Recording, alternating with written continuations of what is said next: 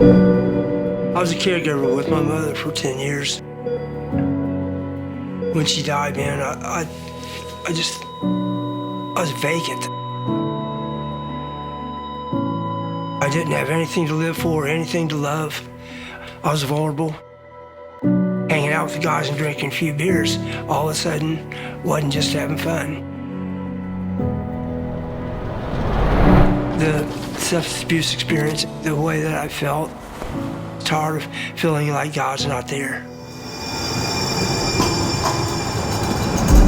I was diagnosed with heart failure and I was 5 bypass surgeries. And a thought came to my head that, I can't rehab myself physically if I do not also do it spiritually. A year later, I realized that I had rehabbed very quickly, but still an emptiness. I knew if I stayed, man, I would end up right back where I had been 10 years ago. And I just walked out, the apartment full of furniture, and a closet full of clothes. I had a suitcase and said, I'm going, I'm out of here. When I first got here and didn't have any money, and I was living in shelter. Somebody gave me $1 to get a cup of coffee. Walking in there and coffee, cream and sugars, and the manager would not serve me. I was confused.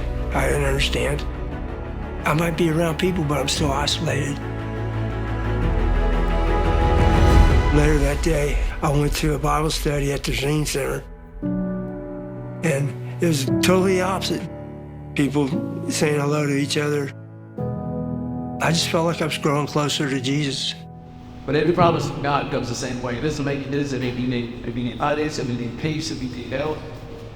It's just unique. Whatever it is you need. Hear these pastors using an afternoon to come in here and teach a bunch of homeless people about Jesus. I mean, can you imagine, man?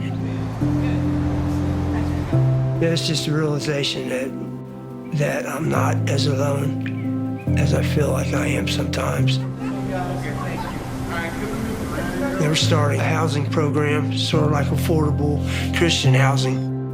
I've been doing it ever since, having some stability in my life. There's so many different small parts of the relationships with each of the people. Bonnie is probably more like family to me than anyone else. We volunteer together for years. At the point that I met him, he was shy. It took a while to draw him out, but from there, he's just grown exponentially. He reaches out to people himself, building that relationship, earning that trust, dreaming big. We have a Bible study uptown. It's a food market. Saturday morning's the most fun. That's Adopt a Block for the kids in the neighborhood.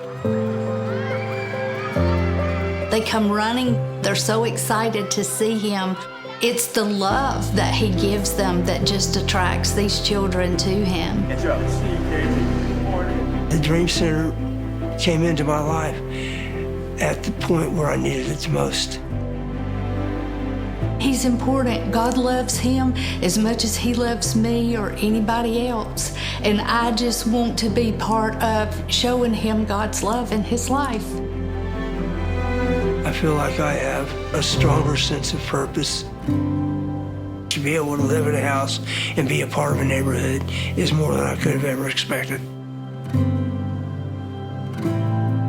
I'm giving back, but I'm having a good time doing it. So, I love what I do.